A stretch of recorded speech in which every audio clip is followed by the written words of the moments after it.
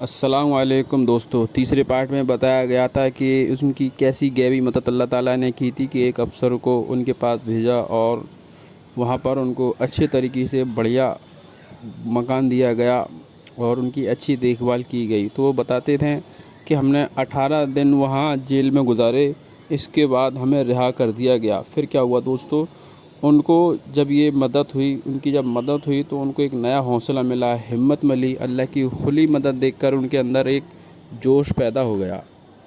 تو پھر جب وہ جیل سے رہا ہو کر وہ بڑیا میں چلے گئے، کوئی جگہ کا نام ہے۔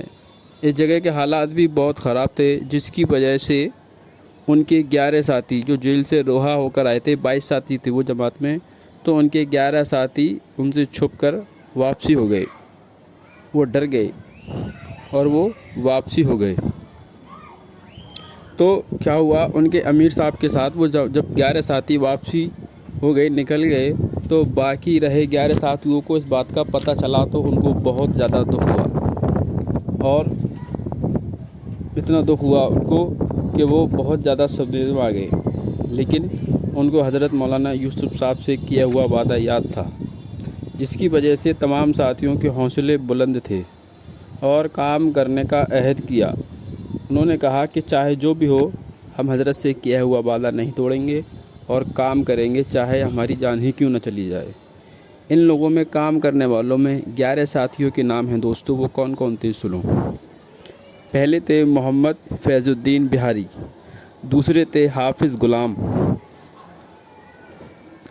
رسول پنجابی، محمد سلیمان، رستم خاں، الف خاں، ولی خاں، روشن خاں، محمد اسحاق، یوسف خاں، کریم خاں، اور 11 میں تھے کنور خاں۔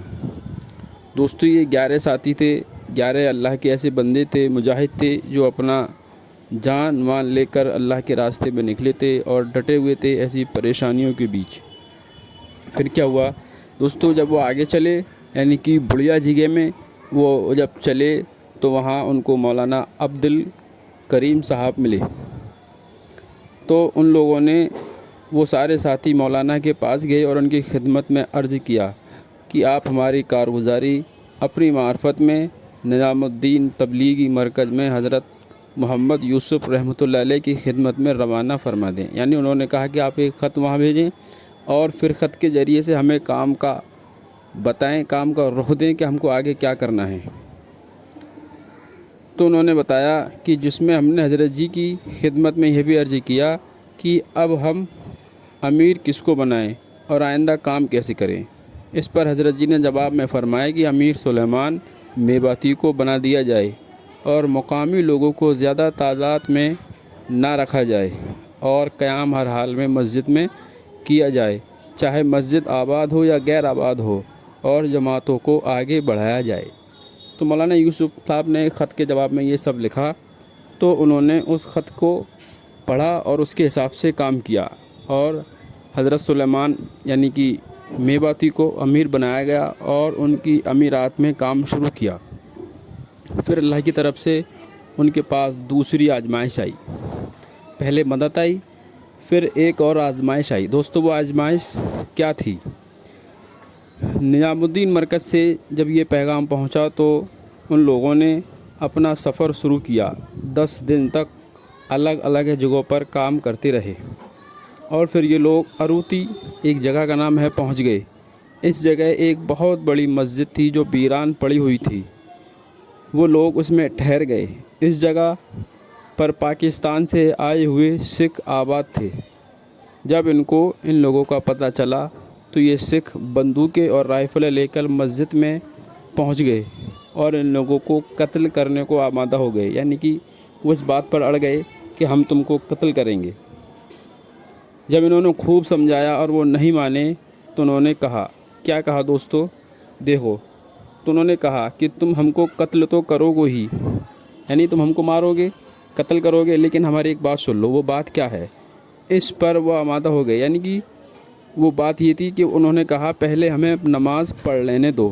اس پر وہ سکھ لوگ مان گئے اور انہوں نے نماز پڑھنی شروع کی۔ دوستو بتاؤ، جب ان کو اپنی موت سامنے کھڑی دکھائی دے رہی ہو बंदूकें और राइफ़लें उन पर तनी थी और उन्होंने नमाज के लिए मोहलत मांगी और अल्लाह ने उनके दिल में ये बात डाली तो वो नमाज़ पढ़ने खड़े हो गए। तो दोस्तों वो कैसी नमाज होगी, अल्लाह अकबर।